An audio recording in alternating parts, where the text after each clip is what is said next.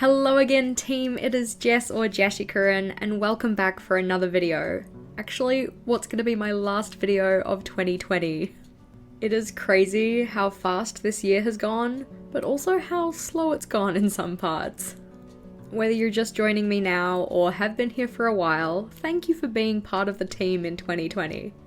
It's been cool interacting with you guys, hearing about how your life's been, during what everyone's been saying is an unprecedented time. I hope as we close the year out you are safe, you are well, and so are those close to you. With all that said though, what are we doing here today? Given I have a few extra pages in my Archer and Olive Neapolitan journal, I figured for the end of the year I would put in an end of year review spread. This is something that I also created back at the end of 2018, and honestly it's probably one of my favourite layouts I've ever done. So I figured I would make another one for the end of this year just to recap everything that happened. Well, I say everything, but really it's only the things I could fit onto the spread. Because as we all know, a lot certainly happened this year. However, as the title of this video suggests, today I wanted to share with you guys how to make your own end of year review spread. The strategies that I use are a little bit different, depending on whether I'm looking at kind of worldwide happenings or personal happenings. And as I'm going to have both in this layout, I figured I would share both with you. As you can see, I'm starting with the worldwide focus. So starting with my strategies for this, you can see that I do have everything penciled in first. But before I even got to penciling in, I needed to figure out what I actually wanted to put on the layout. Initially, I just started with my own brainstorm on a scrap piece of paper. And then I found a comedic retrospective called Death to 2020 on Netflix, which helped to fill in some of the things that I'd forgotten. To find some more details about the events I selected, and also just to see if there were any more, I then jumped over to Google. The nice part about this time of year is that a lot of different news outlets are offering reflections on the year that was, and you can also find summaries of events for different countries on Wikipedia. Once I'd selected all the events I wanted to include, it was then time to put them onto the paper. After my header, I knew that I wanted to have the events arranged roughly chronologically. So working from the top to the bottom, we have the start of the year and then towards the end of the year. It's not perfect, and it certainly isn't to scale, but it did give me a rough format to follow. Because I wanted this to be somewhat decorative, I also selected some simple doodles that I could draw to go along with my different events. For instance, the little flame for Black Summer, the little peach for the end of the impeachment trial, and the little virus for the pandemic, of course. And I just penciled in my information and doodles starting in the top left and working towards the bottom. One of the hardest things that I find with setting up a year in review page is actually figuring out the layout though. On this page here, I wanted it to be quite free form, so I just kind of started at the top and then worked my way down, tucking things in where I could.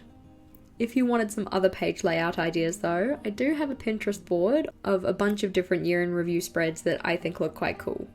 There's a link to that one in the description box below, along with links to other related content.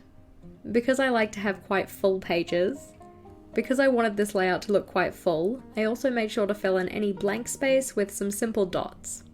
I made sure to use different sizes to provide some visual interest.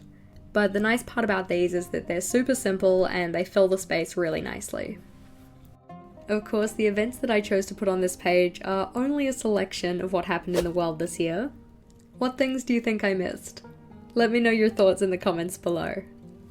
Here you can see I'm just using my extra small size Pitt Artist pen to neaten up my title.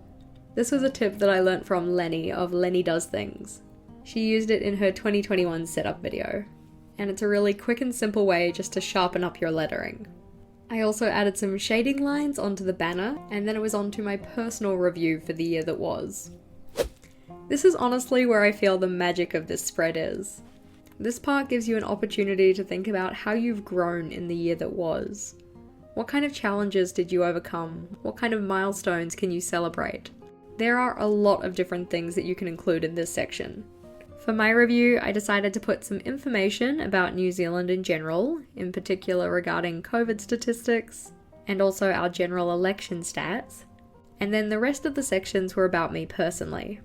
I had a section for memories, a section for media consumed, a section to write out what my goals were at the start of the year, a social media growth section, and also a section dedicated to what I did and what I didn't like about my planning system.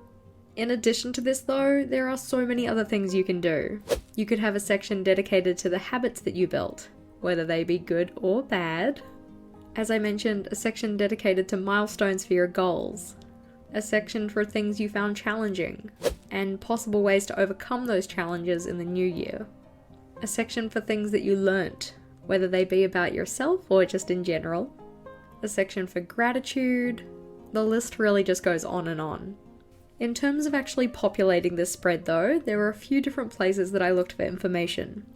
One of them was my bullet journals, so flipping back through these, in particular my calendar sections, to think about the different memories that I had. But also if you did monthly reviews, you can pull information out of those to populate a layout like this as well. I looked to the goal planner that I had at the start of the year, so my power sheets, to see what my intended goals for 2020 were. I scrolled back through my Facebook timeline to see any of the posts or memories that I had on there. For my media consumed section in particular, that's where I took to Netflix, because in the account options section you can look at your viewing history. And of course, some sections, like for instance the planning section, were populated from my own brainstorm I had while filling this in. Something that I haven't explicitly recorded on this layout, but is technically going to be captured in my 2020 in numbers section, is the growth that I've seen on my channel, in particular just across the last month. So if you are a new subscriber, or even if you're an old one, thank you so much for being here. If you weren't already subscribed but you liked this video or found it interesting and wanted to see more from me, do make sure to subscribe to my channel so you don't miss out on my future videos. As I said, there were a fair few different places that I collected information for my personal review. For sure though, the easiest way to collect information for a spread like this is to be mindful that you might want to make one at the end of the year as you go through the year. So if you're thinking about making one for next year, do make sure that as we go through next year, you're collecting information to put on that layout. Whether that be through something like a month in review spread, a monthly brainstorm, or even just in the notes section on your phone. If something memorable happens, keep note of it, so that then when you come to set up a spread like this one, it's a lot easier to populate. Alrighty team, and here we have my finished 2020 in review spread. I was going to add colour to it, but I think I actually kind of like it just being in black and white. So we have what happened in the world, kind of some things that happened in New Zealand, personal memories, media that I consumed, my goals for the year, 2020 in numbers or my social media growth, and then things that I did and didn't like about my planning system. As I said, I know that 2020 was crazy for a lot of us, and although there were certainly some negatives, I hope that in your reflection you do find some positives as well. Thank you for watching team. If you liked today's video, please do make sure to give it a big thumbs up. And if you wanted to see more from me, feel free to go check out one of my other videos. Until next time, bye!